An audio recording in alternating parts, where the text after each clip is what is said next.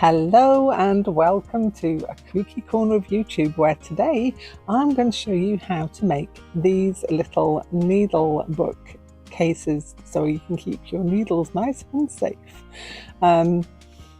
I showed these to you probably at the end of March in a video to say that these were going to be an upcoming project, and didn't have time to fit them in during April, so now May is here and I think this is the time. This is the time for them. So if you didn't see the video before, I'll just go through them really quickly again. So they're basically a little booklet, a slow stitched outer, and then you've got a nice pure wool inner, or just a felt inner. If felt is what you have, then this is a pure wool felt. If you just have acrylic mix felt or acrylic felt, go with that. It's all good. So these two I created when I was away. They are basically made from fabrics that I had left over from a little stash of fabrics that I took with me, and there's probably about, I would say, seven scraps on each one, 7 to 10 scraps. You know, you can go as wild as you want to depending on the size of your scraps, obviously. And some people like to cover the whole front of their fabric with scraps. I kind of like a little bit of the background fabric peeking through. If it's quite a nice fabric, I don't mind that at all. So first thing you need to do is to pick your colourway. You can see, I think, what I'm going with today. It's kind of pink, like a magenta or hot pink. Kind of starting point. I'm not saying it's going to stay that way, because you know I like a nice bright finish on mine, and I'm not saying this isn't bright, it certainly is. What you're going to need, so you're going to need 2 rectangles of felt like this, 14 by 7 centimeters, or the equivalent in inches. You're going to need some base fabric. This is 17 by, I think it's a 17.5 by 10, but 17 by 10 is fine. And then also you're going to need some scraps. And I would say grab yourself a fair few, because you might throw a few of them out during the audition time. That's what I call it. Auditioning the fabrics, see how they fit. So again, if we look back at this one, it's got 2 different kinds of fastenings that we could do on both of these. Because I didn't have any big buttons with me, I went for a ribbony or a wrappy kind of tie, and these get put in at the time when the inner is put in. If you didn't want to do that and you wanted to go with the way that I showed you on my bracelet cuff video, so imagine that's the edge, you could do an elasticated fastening. It really is all up to you and up to your taste. All I will say is that if you do the button fastening, the button's going to take up a fair bit of the front of it. So if you wanted to put some kind of a decoration on there, just consider that in your placements. That's what I'll say about that one. But either of those methods are brilliant. If you can think of another way you want to close it, you know, go to town. I'm tilting you because you were tilting. Right, let's move these out of the way. I'll just put them up there, inspiration and all. Let me move you along a little as well. Sorry, I keep moving you, don't I, today? I apologise. So let's put that up there as well. That tells you what you need. You will also need maybe some embellishing things. So on here I've got the little word embellishments that I've appliqued on. So little bits of felt to applique with or without words, and some sequins or buttons or whatever else you fancy. If you don't want to go with that, you could do a bit of metallic thread, or if you're like me, you could throw it all into the mix. That's the way I roll. Everything goes into mine. So the first thing we need to do is to take one of the felt rectangles and your base fabric. And your base fabric goes face down, and your felty inner goes inside. And where are my handy dandy clips? They were here somewhere. You know my aversion to pins. And what we're going to do is we're going to fold and finger press down the fabric around your felt. Let me make sure that I am on camera so that you can see exactly what I'm doing here. So let's get that one in. Probably about 3 clips or pins. If you like pins, if you're a pin fancier, go with the pins. I am not, so I'll stick with my clips. And I am going to do the same on the other side. It's a little bit of fabric origami that we have to do just to start off with. So making sure that is folded nicely down and the clip just holds it in place while we do what we have to do. When it comes to the corners, a lot of people shout at me about this probably, but this is the way I do it. You know, when you're wrapping presents for Christmas and you're doing those end bits, especially if it's like a book or a box, and I try and do like a little cornery bit here and then do a fold over and try and do it a bit neater actually, so that we don't get some bulk in there. And then I've got like a mitered corner going on there, and then I'll do the same with this one. I'll do one at a time. Making a present for myself. Sorry, I do tend to sing as well. Bad habit. There we go. Okay, so we've got one side. Let me just alter that little bit. It's gone a bit astray. Astray. Let's clip you back on. There we go. Same again. Making presents. Oh no, that's butchering a song from Nightmare Before Christmas. Must not butcher that song. It's one of my favourite animated Christmas Halloween movies. It's great because it covers both aspects. It covers Halloween, it covers Christmas. Great. Genius. Okay, so I do waffle, don't I? What my gran would call a waffle britches. Well, hey, I'm just putting more clips in here because I like clips. Let's do it. I think that'll hold. Okay. So now you've got to this stage, you've got a nice piece of felt, you've got your fabric on the front, and you've got it folded around your inner. Now what I do with mine, and I grab my thread from somewhere, which appears to have disappeared. Here it is.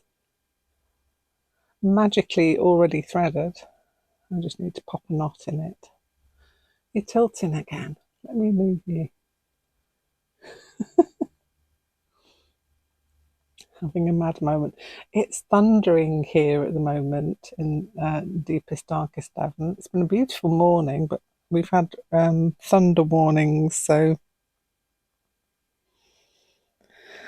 trying to make sure my washing stays as it should, dry. So I'm keeping a weather eye out for the weather. Okay, so I'm just going to, and you could just tack this down, I'm just going to, because it's going to stay in my, I'm not going to take these bits out, I am just going to try and catch the felt that is underneath and not go through to the front, otherwise you're going to have a little stitch there. If you've gone for a matching thread, it won't really matter that much if you do get some odd threads showing through.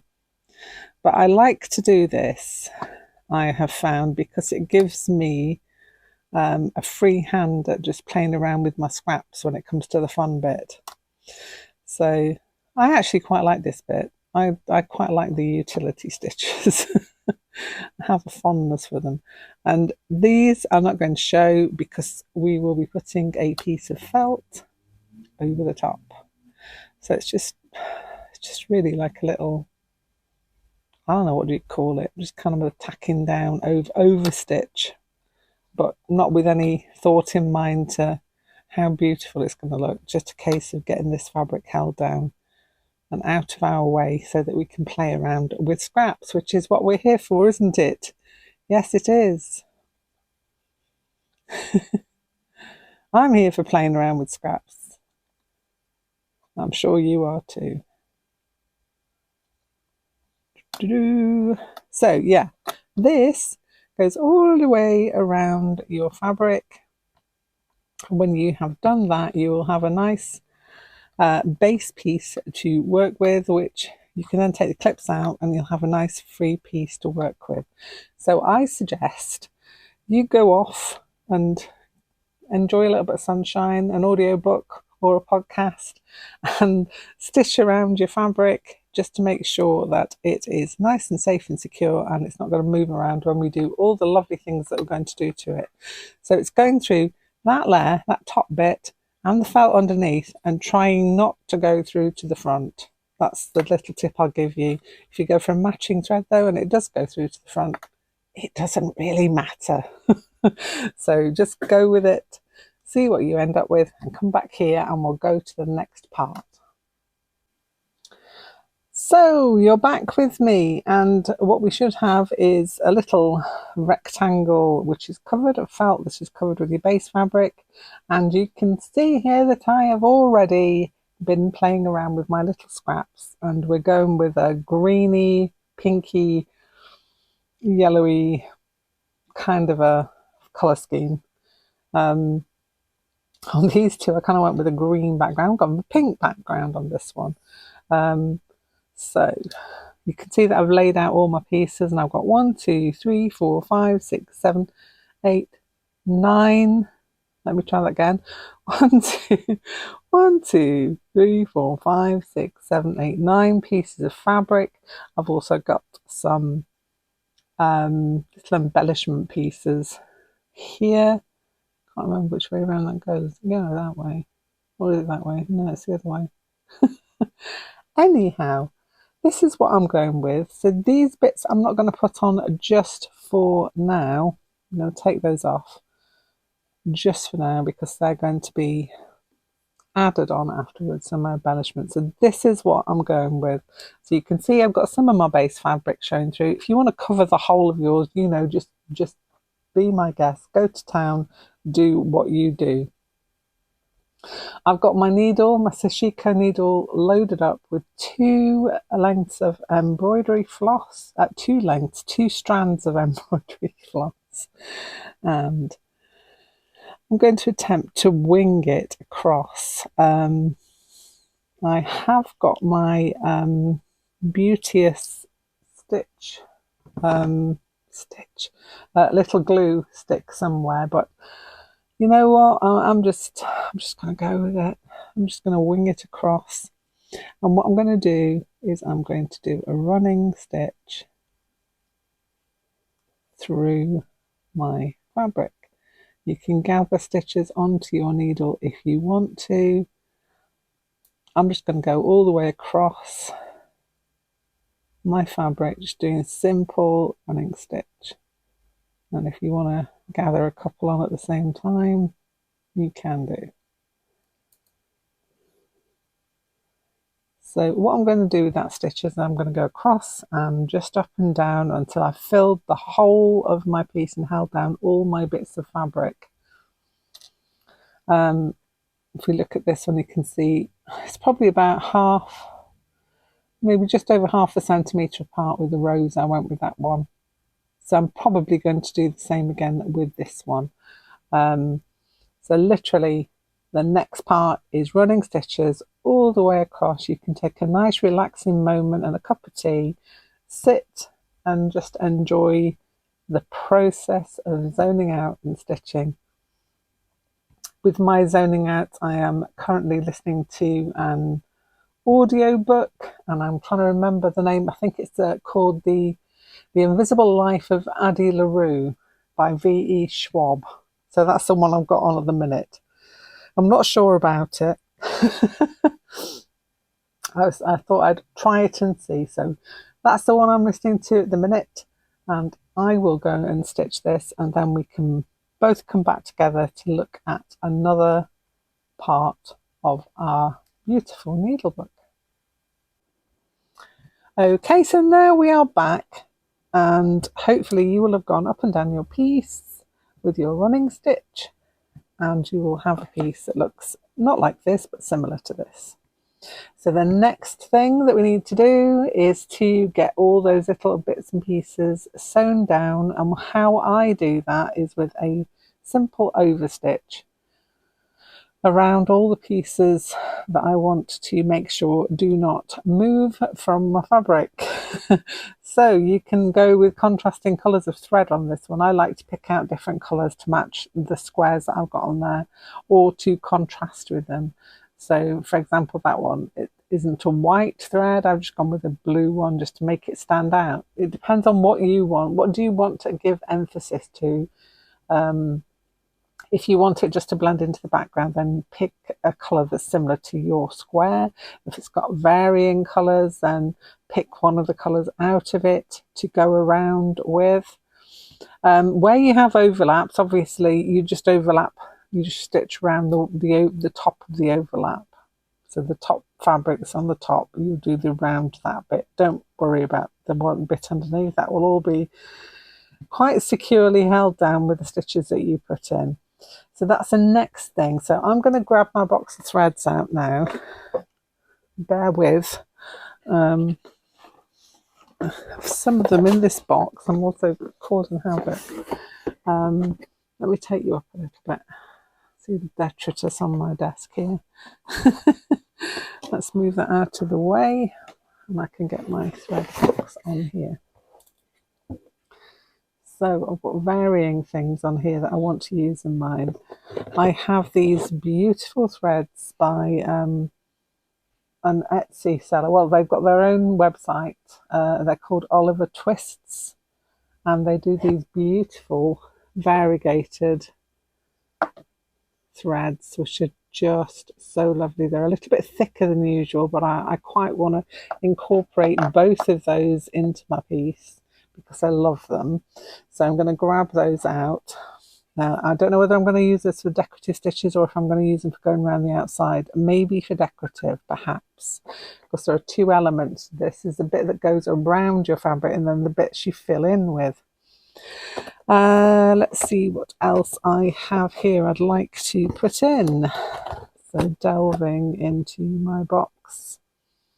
I've got a pink there. Fuchsia pink. That'll go nicely.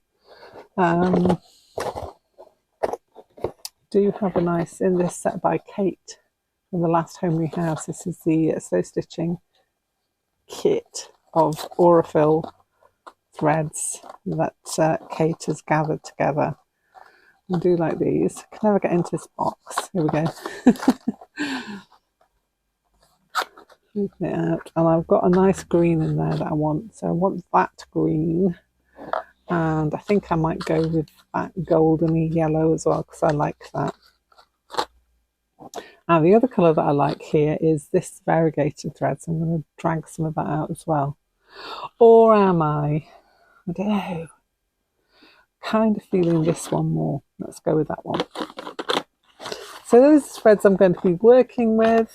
Some of them are going to be, as I said, the out edge of the squares or the rectangles or whatever it is, and some of them are going to be decorative stitches, and I think I'm going to use these definitely for decorative, and these are going to be mostly for going round the outer edge of my fabric. Seeing if I've got any other threads in here that I can drag out as well. No, I think I've grabbed all the ones that I need. Oh, there is one. There is one. That one. I know they're very similar. I'm a real sucker for this particular green shade, and it doesn't matter which company I buy my threads from, I always end up with the same shade. So it's obviously one in my palette that I love. So I'm going to go with that. So what you need is your needle, thread it up, and let's start with I think I'm going to start with this yellow one here. Or am I going to start with this green one? I'm going to start with the green one. So I'm going to go with a matching thread on this one. Put that away later. Grab my needle. Get rid of the pink thread that I had on it. Goes into my bits jar. Cutting myself a length of this thread. I don't want it to be too long because it does get tangled, but if you run this through some beeswax or a thread conditioner, then that will stop it from tangling. But this one's really quite good. It doesn't really tangle very much, she says, hoping that it doesn't tangle today. Needle threading on camera again. Oh, come along. Let's give this one more shot. Needle the thread. There we go. I'm going to put a knot in the end of that bit. We're all knotted up and ready. So, around the edge of my thread, I'm going to start down here. Let me take you down a bit. I'm going to start here, and I am going to overstitch around each of these squares. My nail dyed, it broke off. I'm sure it's due to sanitizer, overuse of sanitizer. Has weakened my nails. And so I am going to start eating more of the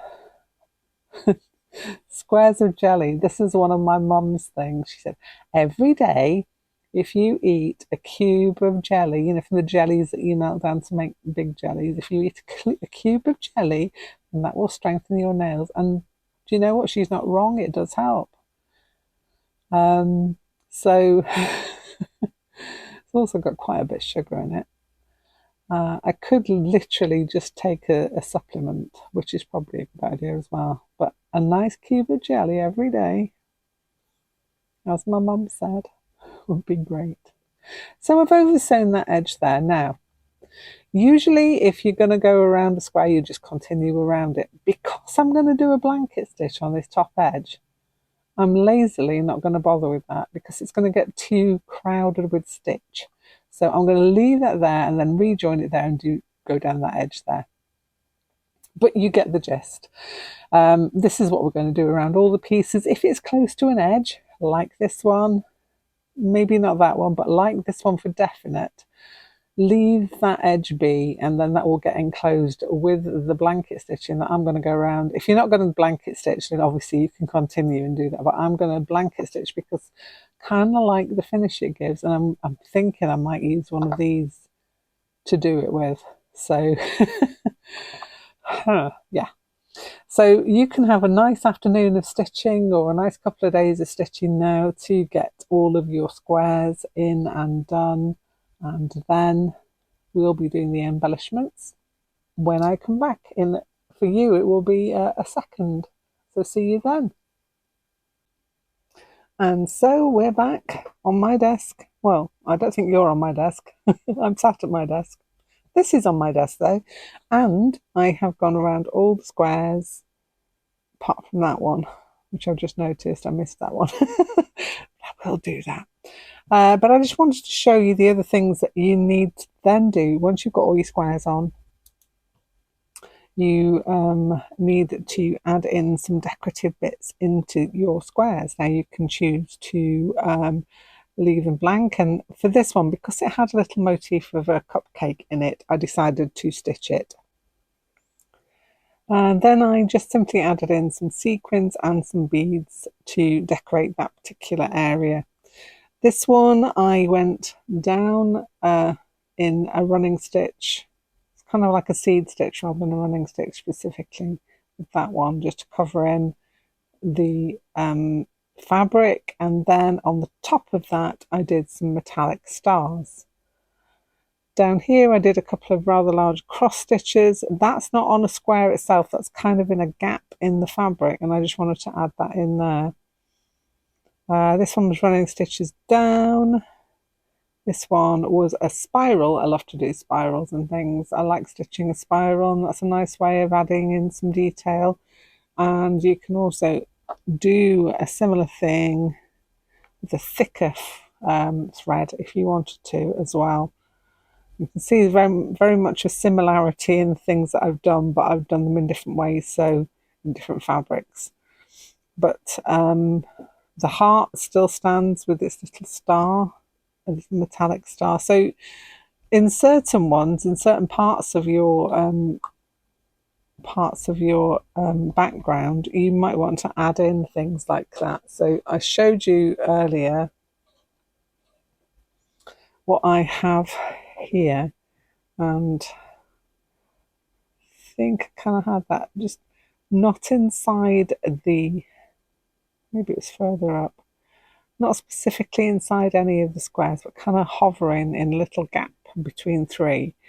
I've got this piece that I kind of want to go there, and I have got this flower that I would like to add into the front as well.